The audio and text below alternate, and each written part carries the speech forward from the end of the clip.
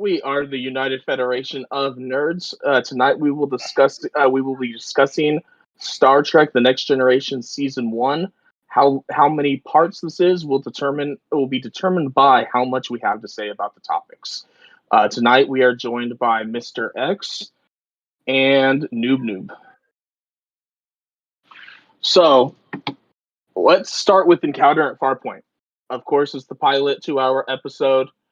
We all know that, or I assume we all know that the original idea behind Encounter at Farpoint was Gene Roddenberry wanted it to be a 1-hour episode.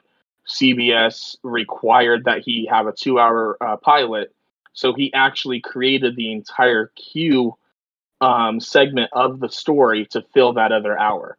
I'm assuming we all know that, did we? No, but I did not. Oh, okay. Yeah, so the originally it was he only wanted a 1-hour pilot, but CBS wanted it to be 2 hours. They wanted to fill the entire prime time, and he just basically pissed off and wrote the entire Q segment. Which, you know what, he wrote it pissed off, but in my opinion, he created one of the greatest characters in the Star Trek universe by adding Q. Most definitely.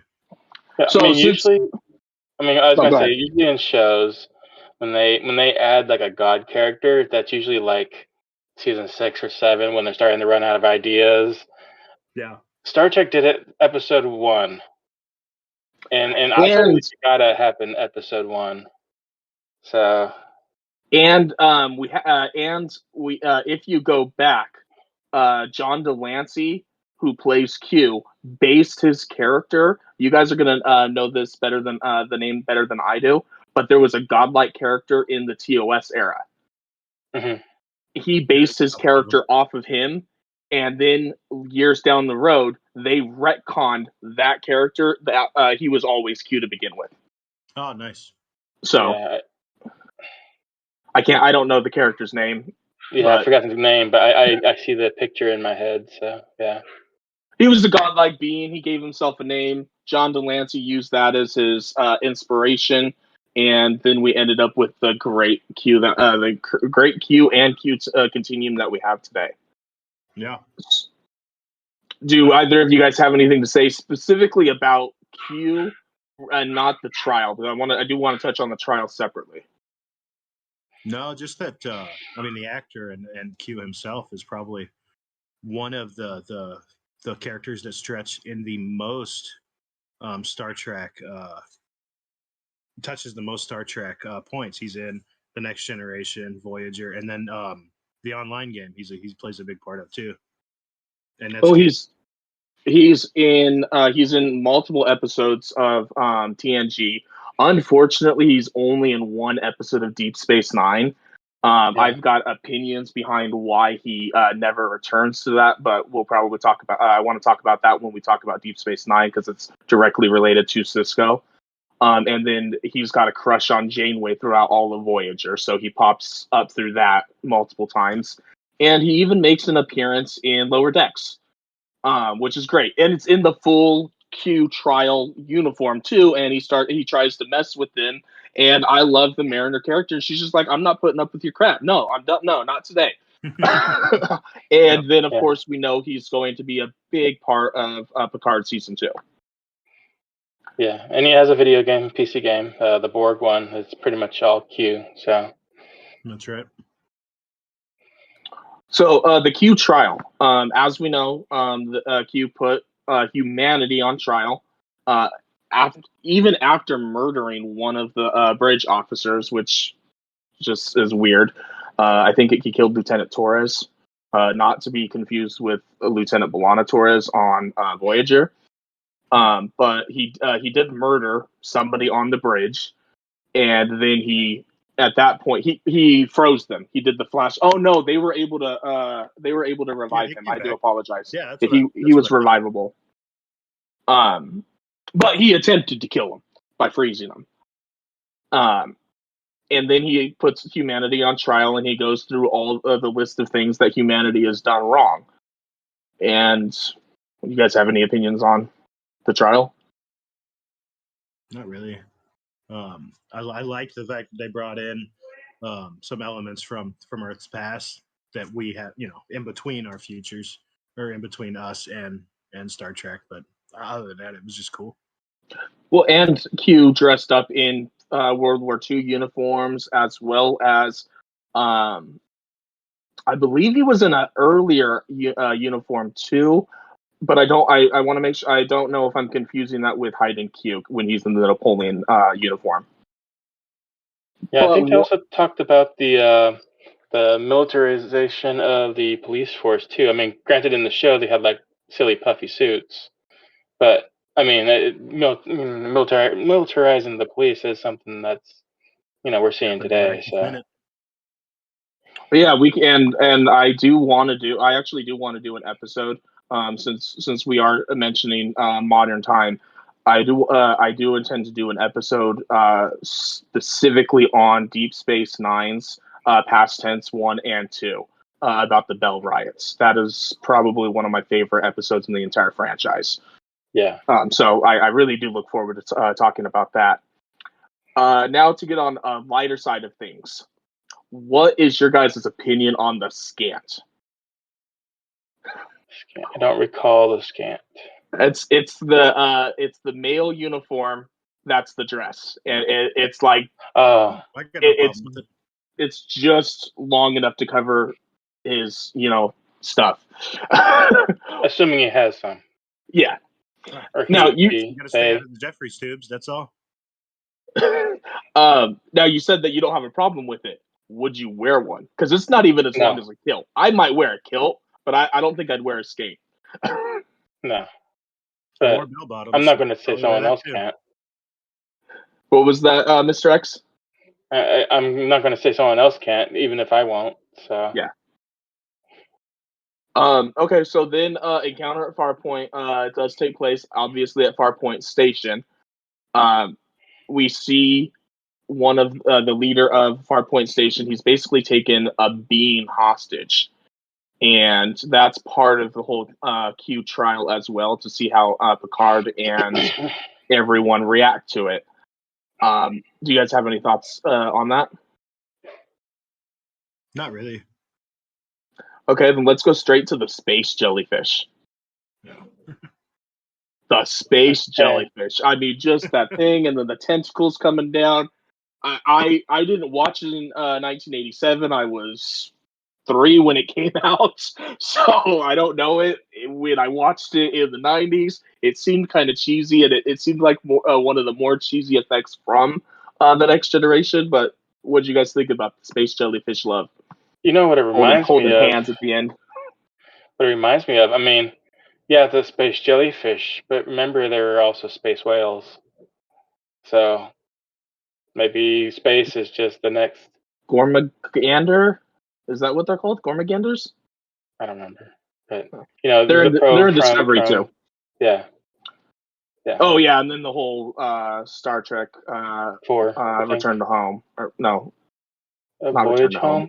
Voyage Home. Thank you. I've got Voyager on my brain, or I've got other stuff. So, last thing, no one. He's never named in the episode. He's just in the episode as a red shirt. But he becomes a very important character throughout not only Next Generation, but Deep Space Nine as well. We do have the introduction of Chief Miles Edward O'Brien, and according to Lower Decks, he may be the most important person to the history of the Federation. But that's it. Yeah, for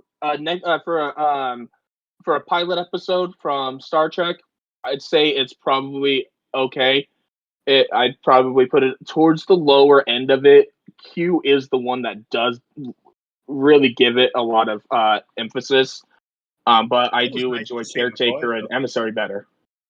Right, it was nice to see McCoy, like them bring a character from the original series over. I honestly, at this moment, can't remember any other original series characters other than don't they bring in what was that? James Doohan. Oh, they do. Okay, and Spock's dad. I can't remember his damn name right now. Sarek or Sarek. Sarek. And Spock. They're both in TNG. Oh yeah, Ambassador Spock. Yeah, reunification, the 2-part episode. That's right. Okay. So it's always cool when they bring somebody from another show over from the past. Yeah. So you guys are TOS fans, and for non Star Trek people, TOS stands for the original series, or according to the first officer on the Cerritos, those old scientists. So, out of all of the episodes that the writers and directors could choose from of the original series, why did they remake the Naked Now, or the Naked whatever it was called? But it's almost the exact same illness, almost the exact same thing. Well, it is the exact same illness. They even reference the original illness. Yeah, like they reference what I mean. McCoy's work and stuff like that. So, it's not a remake; it's a continuation. Just like the Tribble episodes are not remakes. Well, the Tribble episode in Deep Space Nine wasn't really it wasn't a remake, but it wasn't a redo either, because they time traveled to that episode. That's what I'm saying. This is still in the same timeline and a continuation of that storyline. Remember, they used their research to do this. My biggest problem with that episode was, why was Data infected? Yeah, that's one of my issues also with that. And speaking of Data, how about let's talk about some Data sex? Tasha and Data getting it on, because he is apparently fully functional and trained in multiple techniques, as we find out in that episode. And then ordered to never talk about it again. And the guy really, and he lives up to it too, until his life is on the line, and basically is ordered to by his captain to say what happened. Wesley. We're gonna have to talk about Wesley in general, because of the first couple seasons. Wesley being taking the captain's voice and creating the thing that makes him in charge. How was that ever a good idea in his head before he got the sickness? Because he was showing that off beforehand. Yeah, how did he ever think that was a unique, cool idea? My kids have been doing that. Yeah, but your kids aren't being. How is it that it worked? I'm thinking, because your kids, yes, they've been recording you, like you said, forever. But how did it work to actually give him control of the ship? There should have been safeguards in place. Well, I thought, okay. They messed with the control chips. That's one of the things. I believe they messed with the control chips afterwards, because this was like engineering. So this was the first thing that he did. It is Wesley Crusher. He is a genius. They have certified the only, a real genius within the Star Trek universe. That's in a couple episodes. But it's still a thing. It still is a legitimate thing. So I mean, it's really just more of the fact that he could do it. What I always thought was funny was that the stupid tractor beam, like reversing it. Oh, it's a repulsor beam now. Well, that was going to be my next question. Why was that never used again? I can probably think of at least a dozen episodes between the TNG, Deep Space Nine, and Voyager that could have been effective, and it was never mentioned again. Yes, he's a genius, but he figured out how to do it, and then he showed them how to do it. Why wasn't that ever used again? Well, if you think about, and I tried to Google it earlier, one of the ways that they explained how the holodecks worked in the past, they've kind of retconned it a little bit with photons and bullshit, was a combination of light and the tractor beams. So it originally they did work as repulsor and pull and stuff like that. So I don't even know why they did all that. It was just weird. It was just it's to show him as being really smart on things that he's not supposed to be smart on yet, I guess. But it's normal things for them. Like any of the engineers should have been able to easily have done that. And you know what I mean? It's like I said, I mean, I'm going to use our kids as an example. My kids as an example, because Wesley is, for all intents and purposes, a kid. It's like James coming up to me with a flashlight, going, "Look at this! I can turn it on." And then putting a piece of paper in front of it to dim it. That's it. He's doing something he already meant to do. He's just changing it a little. It wasn't a big deal. I don't know. It's a weird episode to me. The first season, though, itself to me is a weird season. Like, it takes a while for them to get their stride. The first season is one of my big opinions on why I think, again, Kirk is a better captain. But it's mostly stems from how Picard acts in the first season. Okay, so if you were to, from that. so this is I'm going to touch on this just for a fraction of a minute. So if we wipe out the first 2 seasons of TNG, you'd say that Picard's the better captain? I'd still say he has a better crew. So no. But he's like, if they swapped crews, Kirk would easily be able to do everything that Picard's ever done, but it's in some ways a lot easier, in my opinion. But the other way around, I don't think Picard could have handled Khan, for that matter. You know what I mean? There's a lot of things that I don't feel Picard would have done definitely the same way as Kirk, but I feel that has a lot more to do with we're going to talk in many episodes about the Prime Directive. Kirk really just didn't care about the Prime Directive ever. Neither does Picard. But he pretends like he does, and I think if he would have been in the TOS era, he would have followed it just as much as he did in Next Generation. But it definitely every captain follows the Prime Directive more than Kirk does, except for possibly Janeway. But she's got a bunch of other problems. Yeah. No, she has her. Yeah. She wasn't really worried about a court martial when they're. No, if she got home, she'd be happy to accept the court martial. Yeah, she said. I believe she said that in multiple episodes, and definitely in Year of Hell when she was yelling at the doctor. Yeah. Last thing about Naked Now, in my opinion, the Naked Now didn't have a lot of character building except for Geordi. I felt that Geordi's character building in that episode, with his desire to be able to see, like we see, rather than his electric pulses when he's talking to Tasha, I feel like that gave his character a lot of depth and emotion. Yeah. Oh, and they did the exact opposite with Chief Medical Officer Crusher by giving the worst response to a pandemic that we've seen on TV in a while. Yes, I did actually want to actually compare that in a different episode. I wanted to compare the pandemic to modern day. So we will touch on that in a minute. Let's go ahead and touch on Code of Honor. Some people consider it to be the racist episode of Star Trek in general. Almost everyone who was in the episode has come out and said that they wish that episode didn't exist.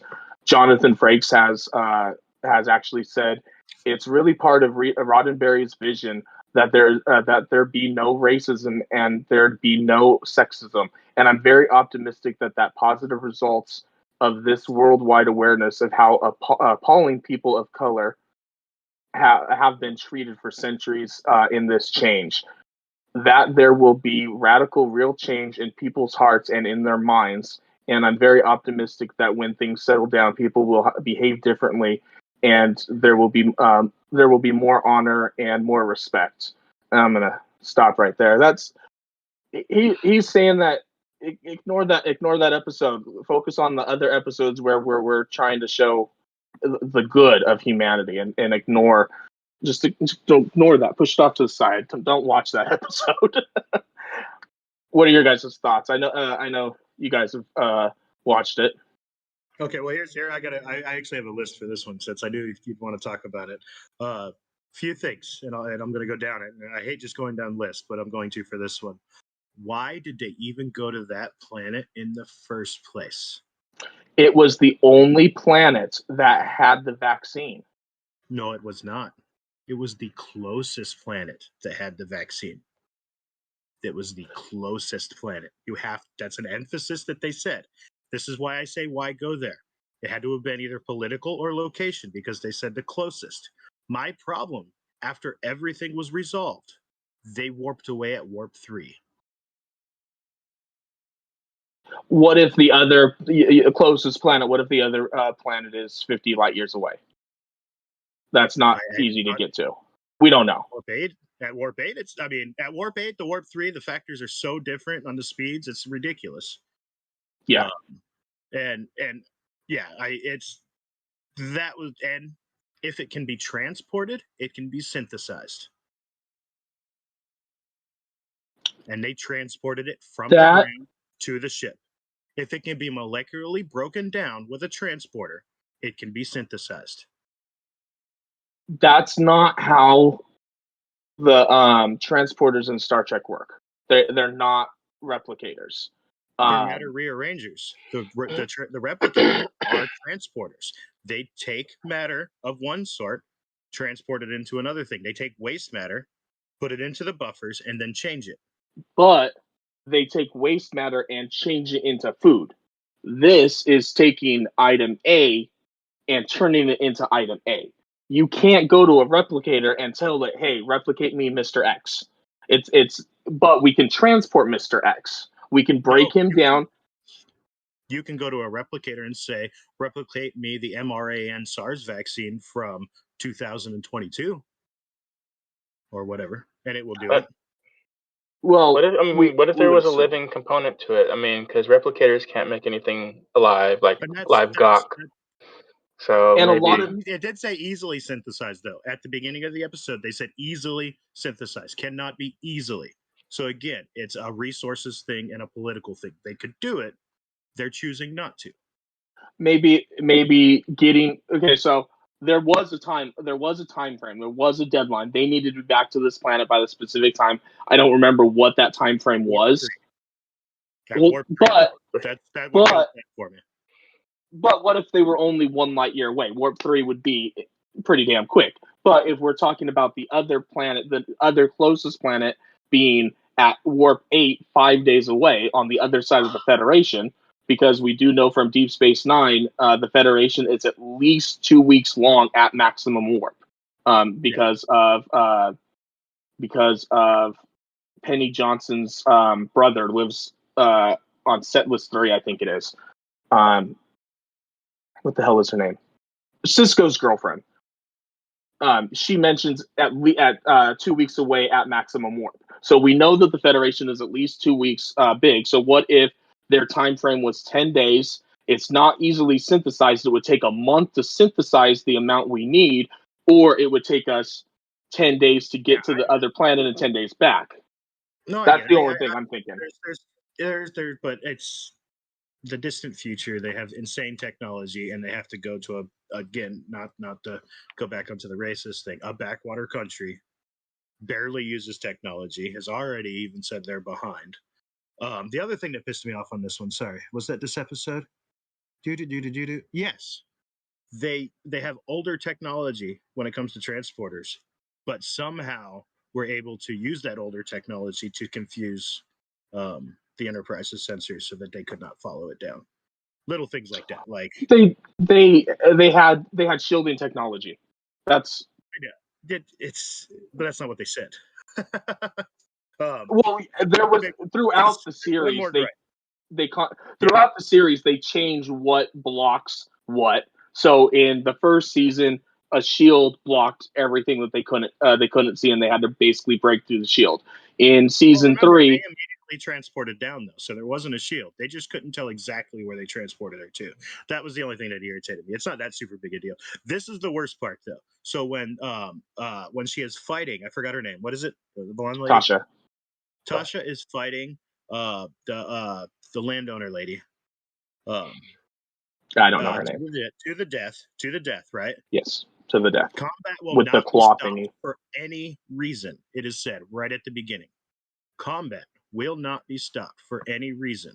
The second that lady is losing, they stop combat to give her back her weapon. No. They stop combat to give her back her weapon, but not because she's losing, but because she lost the weapon. I agree with you that should have been a disqualification. But then Tasha would have had to kill her. She should have just been dead. Yeah, like as soon as that's a normal part of the arena. Would Tasha have killed her without that weapon, though? Tasha would not have continued the fight.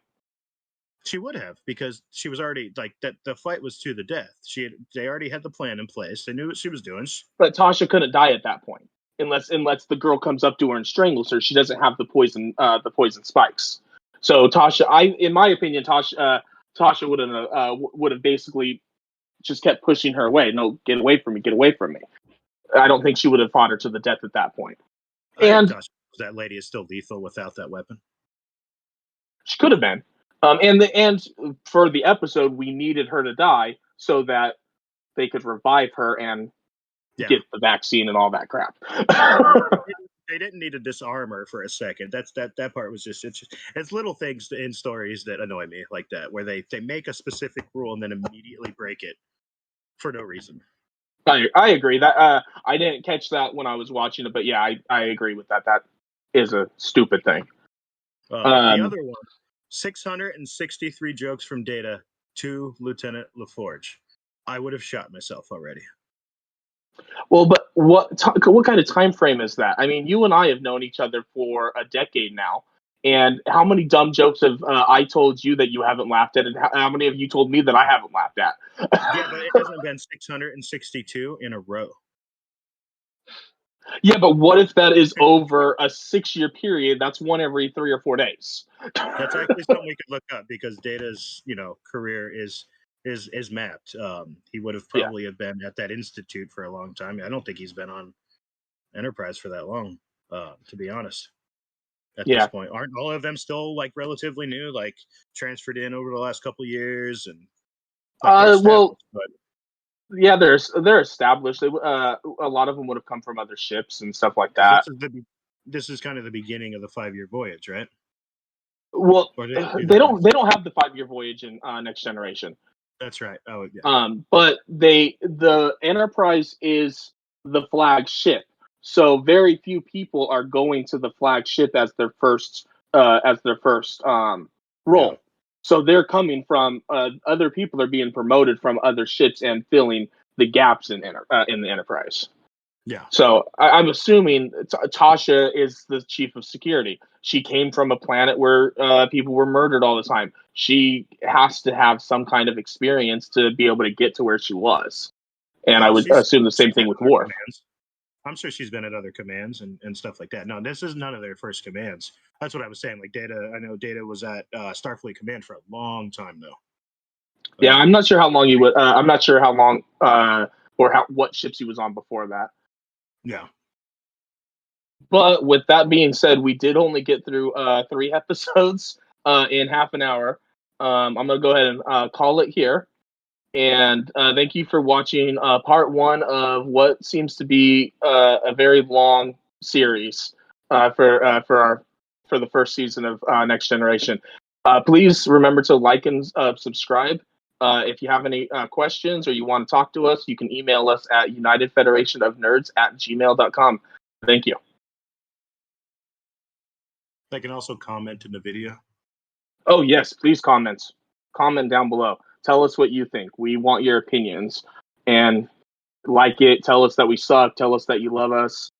Tell us that my hat is stupid, whatever. Because we will miss things and get them wrong. Oh, yeah. We're going to get lots of things wrong. But thank you very much.